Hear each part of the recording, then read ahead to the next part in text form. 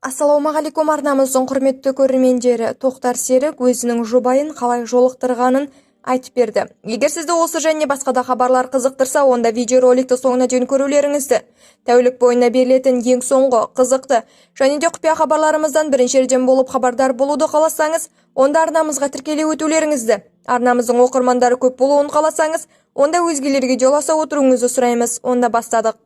Қазірде бақытты отбасылардың бірі Тоқтар Серік өзінің жұбайын алғаш рет Мұзарт тобының 10 жылдығында болғанда кездестіргенін айтты. Және де ол кезде оның ән шырқағанына таң қалған. Кейін келе 1-2 күннен кейін бір тойда және де кездескен. Және де оның жұбайы орысша, ал мен қазақша сөйледім, бір-бірімізді түсінбедік.